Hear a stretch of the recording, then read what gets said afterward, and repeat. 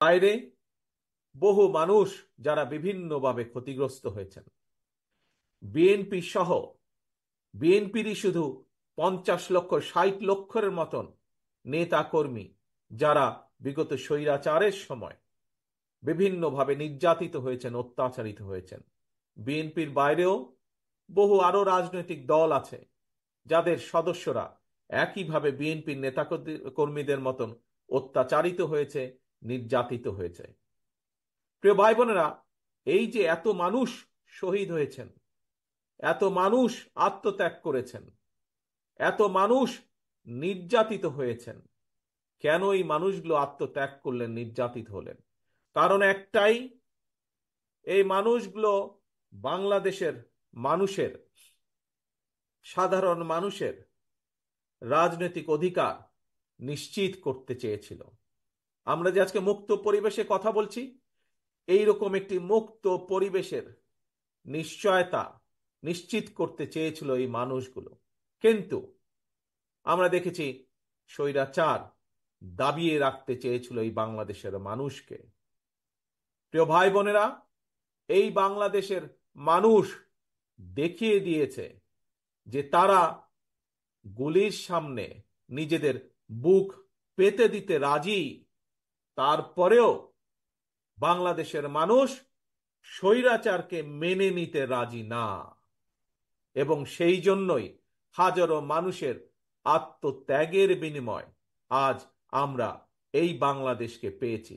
71 সালে যেমন লক্ষ শহীদের আত্মত্যাগের বিনিময় এই দেশ স্বাধীন হয়েছিল, আবারও 2024 সালের আগস্ট মাসে আমরা এই দেশের স্বাধীনতা, সার্বভৌমত্ব এবং মানুষের অধিকার নিশ্চিত করে স্বৈরাচারকে বিদায় করতে সক্ষম হয়েছি জনগণের সংগ্রামের মাধ্যমে, জন অভ্যুত্থানের মাধ্যমে। প্রিয় ভাই বোনেরা, এই যে এই আত্মত্যাগ, এই যে এই বিসর্জন, এটিকে আমাদের ধরে রাখতে হবে, এর মূল্য আমাদেরকে দিতে হবে।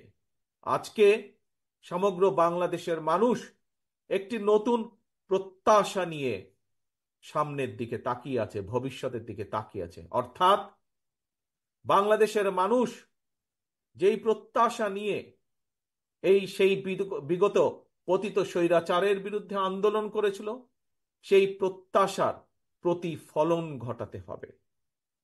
1971 সালে যেভাবে মুক্তিযোদ্ধারা নিজেদের জীবন বিসর্জন দিয়েছিলেন, এটি সাম্যের বাংলাদেশ তৈরির জন্য, একটি মানবিক বাংলাদেশ তৈরির জন্য, যেই বাংলাদেশে মানুষ মুক্তভাবে কথা বলতে পারবে, যে বাংলাদেশে মানুষ তারা তাদের নিজেদের রাজনৈতিক অধিকার প্রয়োগ করতে পারবে, যে বাংলাদেশে মানুষ অর্থনৈতিকভাবে মুক্তি অর্জন করতে পারবে, সেই বাংলাদেশকে আমাদের গড়ে তুলতে হবে। প্রিয় ভাই বোনেরা, আজ স্বৈরাচারের পতন হয়েছে। স্বৈরাচারের পতন হবার পরেও স্বৈরাচারের কিছু প্রেতাত্মারা কিন্তু এখনো দেশে রয়ে গিয়েছে। আমরা বারে বারে বলেছি, আমরা বারে বারে বলছি, আবারও বলেছি, আবারও বলতে চাই যে আজকে লাখো জনতার আত্মত্যাগের বিনিময় যে অন্তর্বর্তীকালীন সরকার প্রতিষ্ঠিত হয়েছে, এই সরকার জনগণের রাজনৈতিক যে প্রত্যাশা, জনগণের রাজনৈতিক যে অধিকার, যার জন্য বাংলাদেশের মানুষ বিগত 17 বছর ধরে সংগ্রাম করছে, সেই অধিকার যাতে সঠিকভাবে প্রতিষ্ঠিত হয়, তার জন্য তারা পদক্ষেপ গ্রহণ করবে। কিন্তু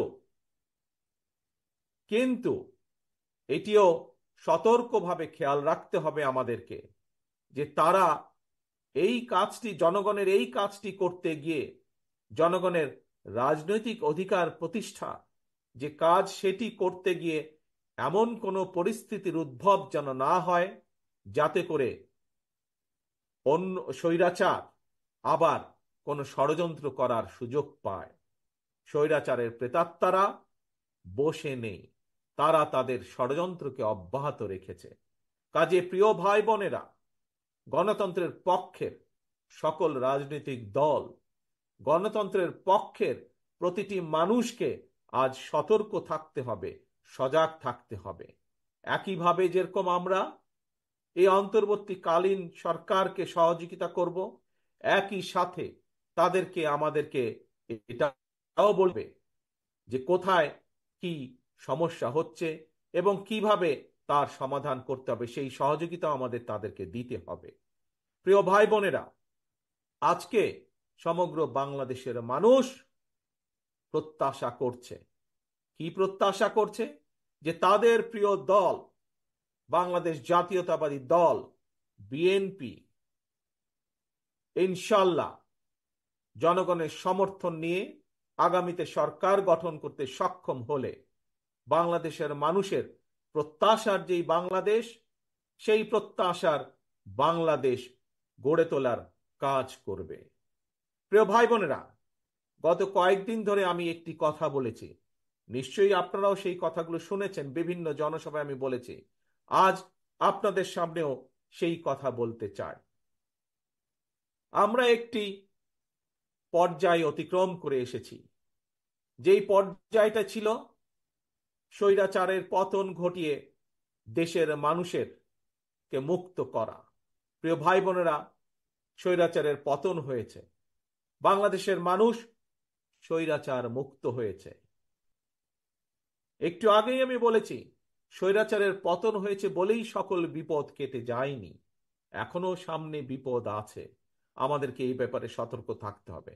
কিন্তু এর পাশাপাশি আমাদেরকে দেশ গড়ে তুলতে হবে, দেশকে ঐক্যবদ্ধ করতে হবে, দেশকে সামনে নিয়ে যেতে হবে। পৃথিবীর বুকে